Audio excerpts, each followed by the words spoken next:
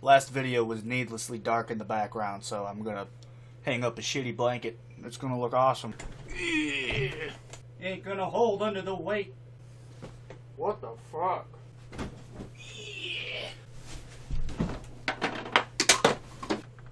Yeah, there we go. That's looking nice. Oh, fuck. I'm gonna piss off the kids with this one. Dax is a basketball player turned poet turned rapper. Or rather turned YouTube rapper, since that's usually the term that gets applied to him and others like him. The last guy I covered similar to this was Papa Do himself, Crypt. And when I got into making this video, I assumed this was just gonna be a pretty similar outcome to that one, but I was more or less surprised to find out that, well, I was completely right. It was a similar outcome. But it wasn't for the same reasons, really. I feel like the way Crypt and Dax both view themselves as artists and their careers are actually very similar. They just have very different ways of reaching those conclusions. And speaking of conclusions, I can only reach this one if the rest of the video happens. So let's move on with this shit. Yeah, get down, nigga. I said get down!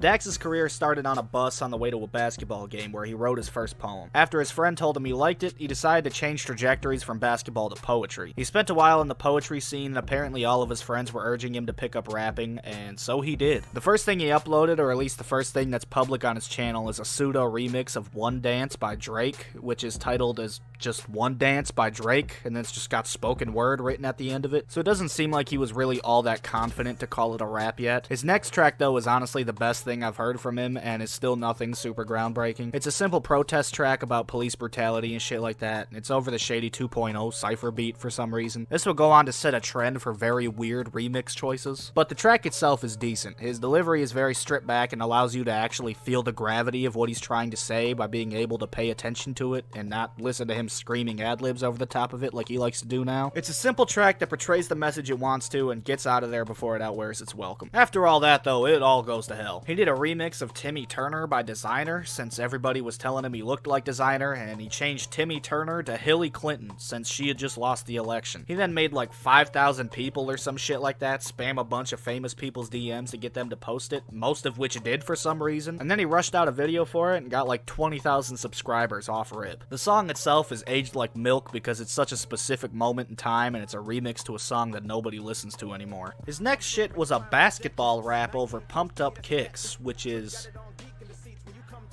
I don't know if he knows what the original song is about. So Hillary Clinton did really well, and I guess that Dax probably liked the fact that it did really well because he thoroughly dived into the clickbait rap after that. His next big 3D chess move was a fucking Danielle Bergoli rap, in which he has her listed as a feature even though she makes no actual appearance on the song. Was she ever upset about the fact that you put her name in the title and shit?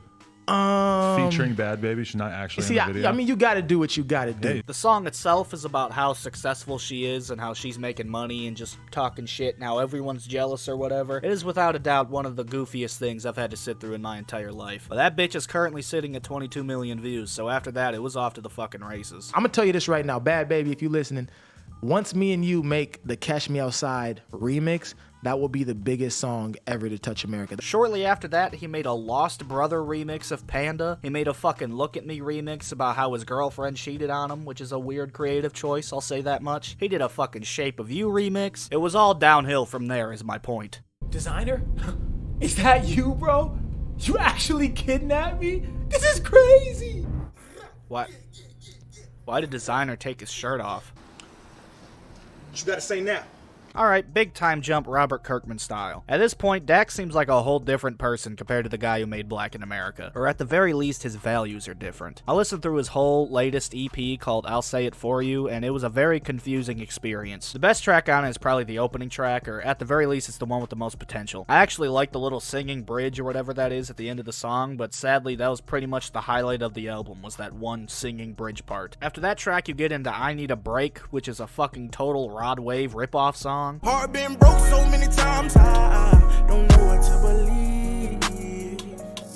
Mama say it's my fault, I wear my heart on my sleeve. I sit and cry in my room, my heart's been broken, suffocating, feels like I'm choking. Yeah, that's something else. Then after that is the Illmind 7 ripoff track, and this track in particular I am just especially not a fan of. A lot of people praise the song for being super deep or whatever, but it's only deep if you already believe in an evangelical God. Like, to stir up these emotions of denial and confusion is a powerful thing if you're buying what the Christians are selling, but in my opinion, this shit is done with the same exact amount of nuance as Where's God by ICP. Where's God?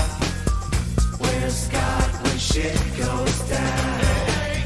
And frankly, Hopsin just did the shit better. He did it with more bass in his voice, he did it with more confidence, he sounded like he actually struggled with this shit for a long time before making Illmind 7, and if you know anything about Hopsin, you know for a fact that he was. Meanwhile, here's fucking Dax over here like, Where's God bumping his iPod? Between the song itself and the video accompanying it, I honestly feel like Dax doesn't really struggle with this shit all that much. At least not to the point that he claims he does in the song. The combination of the song and the video just tell me he wants to either get people outraged or intrigued so that they share it around, and that's just not a good enough reason to make a song for me. Also, the beat is like some cheap Anno Domini piano bullshit, and when it's not that, it's like he searched NF type beat on YouTube and this was the first result. Also, this video may or may not have been directed by the same guy who directed Illmind 7, so I'm pretty sure Dax is aware of what he's doing. Sadly, the Jesus theme continues into the next track on the album, Book of Revelations. This whole song belongs on r/I'm14 and this is deep. This entire track was done better by Will Smith and Mary J. Blige in fucking 2005. Yeah, that's a deep cut. Google that shit. This song legitimately just feels like him vomiting all of his Catholic guilt on me. It's also just not a very enjoyable listening experience. At this point in the album, all momentum has been completely fucking deflated. After the Sunday school shit, he gets into Love Hurts, which I always forget as soon as it stops playing, like some kind of shit out of the Twilight Zone, but I'm pretty sure I don't like it. It's just him kind of whining. I don't know, I've never really enjoyed breakup tracks and rap music except for a couple of exceptions here and there, so Dax is not gonna fucking win me over. Oh, and thank God, the last track on the album is another breakup song called My Heart Hurts, which is awful. It is terribly awful in the worst possible way. I do not like this song. My heart hurts. So, to say the least, this album left a lot to be desired. But if you know anything about Dax, you would know that he is not what you would call an album artist. Some people are. I'd consider Kendrick Lamar an album artist. I'd say Mac Miller is an album artist, at least closer to his death. Kanye West is an album artist. These are dudes who expect you to go listen to the album. The album is the main attraction. That is what they're putting their focus into. But with these new guys like fucking Dax, albums are not the main attraction anymore. It's all about these one-off viral tracks to keep the train moving and keep the machine fed, and as we've seen earlier, Dax is a fucking pioneer of this business model. His most recent huge tracks like that are the 2 Joker tracks, and holy shit, I don't know where to start. I'll start off by saying it is very ironic that he would use one of the most memed fucking subjects in the entire world as a platform to speak against cyberbullying. Do you realize that if you are outwardly obsessed with the character the Joker, that immediately paints you in a negative light on the internet? Whether that's bad or not, it's true. So many edgy, goofball white kids have ran that character into the ground to the point that his philosophies and what he stands for as a character is often taken as, say it with me now, a fucking joke. Come here. Look at me. I said, look at me! Gonna hurt you? I'm the Joker, baby. I just don't understand how you could have this little amount of self-awareness. Holy shit. The videos themselves are very hard to sit through as well. The man is hamming it up so much, complete with full-on maniacal laughter and mimicking the voice of the Joker in some spots to juggling, I guess. I get the feeling Dax isn't, like, super familiar with the Joker. He's talking about, like, the circus and shit. I mean, the Joker is a clown, but it's rare that he leans into the carnival shit outside of, like, the killing joke. I mean, I'm aware that I'm nitpicking with this, but it's a thought that I had. Then you got this man laying on a bed of tacks, and he sits up with, like, 4, maybe 5 little bitchy tacks in his back. Yeah, this motherfucker isn't watching hardcore wrestling at all. Let's see a real fucking tack bump. Yeah, there we go. Let's see Tom McDonald take one of them. He spends both songs bitching about how people don't like his music and he's getting mean comments and shit, and then he frames it as if he's making a statement on cyberbullying as a whole. This is just a grown man in cosplay throwing a hissy fit. This ain't motherfucking 1-800 Part 2. He actually has the goddamn audacity to put the suicide hotline at the end of both videos. He legitimately thinks that this shit is like some big, impactful statement on society. That is fucking insane. Actually, on second thought, he probably had to do that shit for all the kids that are about to be relentlessly bullied in school for bumping this shit unironically. The second one, Joker Returns, is just as embarrassing, if not more so. And this one, he starts getting into shit like, I'm making money in fans, and you're just at home masturbating, which is the fucking corniest old dude reply to being hated on. Once you start painting this image of some fat dude in the basement beating off all the time and licking chicken grease off his fingers, not necessarily in that order, it just makes you look extremely fucking insecure. It makes it look like you gotta tell yourself everyone who doesn't like you is an inferior dum-dum that isn't gonna go anywhere in life so you can move past all the hurtful shit they were saying to you. It's sad, is what I'm getting at. The whole outro where he's laughing and monologuing, the fucking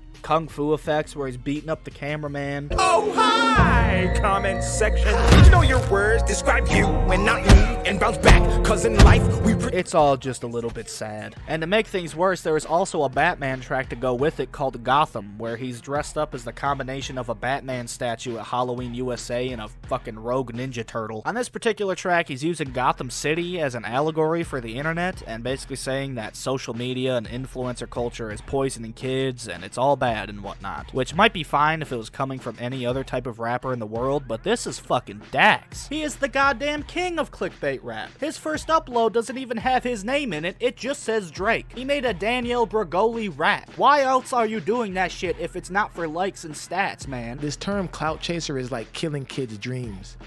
Like all a clout chaser is someone who is gonna do anything and everything to make their dream happen. One minute he's saying that shit, the next he's telling kids that to do the same shit that he did would somehow be immoral. He can't fucking stay consistent because he's too focused on getting the next viral video out. And apparently the man just likes to play dress up because he's also got a whole ass Grinch rap. That is fucking weird to me, man. It like breaks down at the end and gets all serious and shit. Grinch, I'm all green, not clean, spray me with Lysol. I'm depressed, that's okay, I take drugs to pick me up like ground balls. How the fuck is he taking himself so seriously? I'm so confused. This is legitimately no different to me from like the Michael Jackson raps or the fucking Freddy Krueger raps that are going around on Facebook. Like imagine if one of those guys just broke down the song at the end and got all fucking serious about the subject. That would be fucking weird, right? Am I going insane? The same person who made this... First off, fuck Santa Claus, he ain't never done shit for a nigga like me. People been hating on me since I was like 3 just because I was different and my skin was like green. Also made this. If you've mistaken an accident for your birth,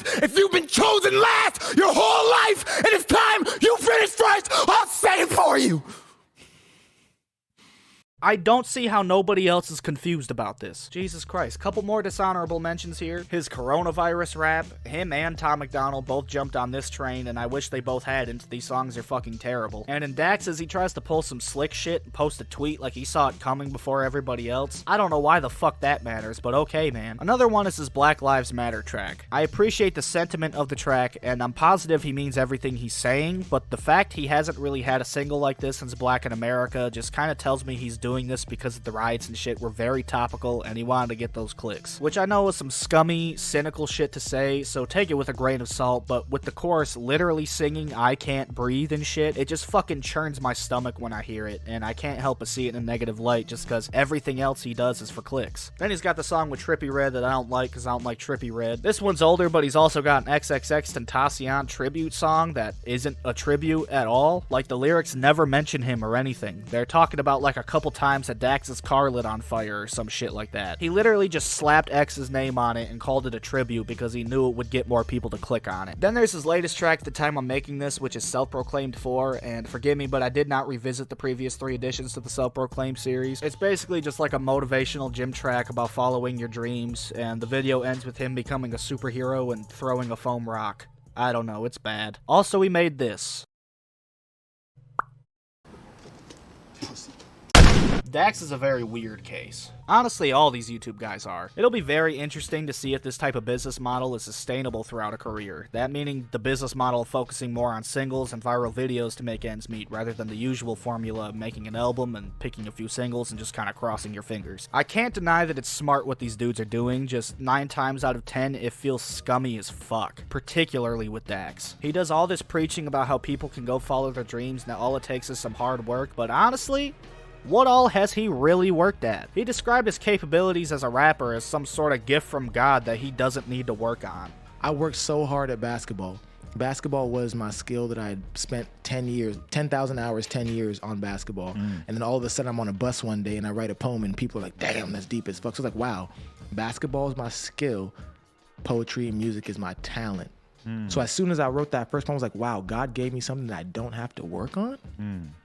And I just took it and ran with it. And then he spends his whole career making these shallow-ass, lifeless, one-off tracks about shit that's gonna be dated in less than a fucking year. Any rapper could do that. By all means, if that is your dream, then fucking jump right in, cause it's very easy. As soon as you master how to rap well and throw out all shame and self-awareness, you are fucking good to go. Another thing I just can't stand about this man is how much he just wants to be different. It's okay if you are different, but striving to be the most different person in the room is obnoxious. He goes on and on and on about how he never even meant to be a rapper in the No Jumper interview. Everyone that was watching my family, I don't want to say fans, my family at that time was like, bro, man, you're rhyming all these words. You might as well just rap. Right. And had you ever thought of yourself like that before? No, I remember I used to tell that like, dog, bro, I'm not trying to be a rapper. I do not want to be a rapper. And the man does this all while double cupping apple juice and wearing chains with his name on it. Not to mention all the rap beef he's been in. Come the fuck on, dude. You know what genuine poet turned rapper? George Watsky. Say what you will about the guy, he has no delusions about himself. Since his one viral video, he's only attempted to be true to himself as an artist, and he's sustained a decent following because people can sense that from him. And guess what? Dude's never been in a rap beef once. Cause this shit wasn't his first love. He's a poet and an artist before anything else. So this whole, I'm a poet, I didn't want to be a rapper shit from Dax, I don't fucking buy it, it's a gimmick. This rap shit is in my blood, nigga, and my skeleton. Nah, bro, I'm not trying to be a rapper. I do not want to be a rapper. Look, all I'm saying is some part of him wanted to be a rapper or else he wouldn't be here clout chasing all the fucking time. Another thing he stressed a bunch of times in his No Jumper interview is his desire to make something that outlives him and basically build a legacy. My initial goal was to put something into the world that would last forever because I'm like fascinated by mummies. Like niggas would wrap themselves in paper because they wanted to live forever. And I was like, why? I was like, damn, I want to live forever. Which he sounds fucking stupid explaining it, but that is a fucking commendable, dope goal to have as an artist. But I'll tell you what, that ain't gonna fucking happen with no Joker rap. That ain't gonna happen with no Grinch rap. That ain't gonna happen by biting Rod Wave. Man's been so focused on getting his stats up, I genuinely think he never actually found his voice as an artist. As far as I can tell, all he really knows how to do is either the Juice WRLD Rod Wave ripoff shit or the weird viral Facebook raps. And it's sad because he seems like a genuinely talented dude, and if fame hadn't kind of fucked him up, I'm sure he'd be cool to get along with, but he strikes me as a guy that nobody ever told him he was being kind of a cringe lord, and sometimes that shit is extremely necessary. I would personally be a very different person right now if I didn't get bullied a little bit growing up. So that's what I do here. I provide a service. Look at this clip real quick. Think about this question right here. What would your last words be if someone put a gun to your head and said you had 2 minutes before they shoot? Free 6ix9ine. Damn. Treyway. Nah, but I don't that, know. so I'll probably say, yeah, aight. Something like that. But you know what I mean? But like on a deeper level. Look at his face. He doesn't think he's joking at all. He's taking him 100% fucking serious off that 6ix9ine line. And then he sees him start to smile, and he picks up the vibe of the room and he joins in. Now, I'm aware that I'm reading into this so deeply at this point that it's getting weird, but all I'm saying is that's the behavior of someone who only had people taking him seriously his whole life. People like that can't read a room. All I'm saying. In conclusion, I want to show one more clip from that No Jumper interview. Don't be scared of this word clout chaser. Do what you gotta do to get what you gotta get. Because not everybody has someone co-signing them. Not everybody has a big ass back. Not everyone's rich, so you just got to do what you got to do. I agree with what he's saying 100%. Sell the fuck out as needed, just don't let yourself become a parody. Honestly, a dude like Crypt has a better chance of getting himself some actual real respect from hip-hop heads than Dax does, and that's just because Dax is a little bit more shameless than Crypt is. His lack of self-awareness is so big and theatrical that it makes a dude like Crypt seem normal by comparison, and it's depressing because Dax is a talented guy. Like I said, Black in America had a lot of potential, and every now and again I'll hear some sort of melody or pattern that I actually really like, but it's always contrasted against a fucking avalanche of poorly aged Facebook raps. He seems like he's happy with where he's at, and I don't blame him because he's clearly doing well, but if he wants to stop hearing from the people he's talking about on tracks like Joker, he needs to stop making tracks like Joker. Dear God, hope you got the letter and I pray you can make it better down here. I don't mean I'm the Joker, baby.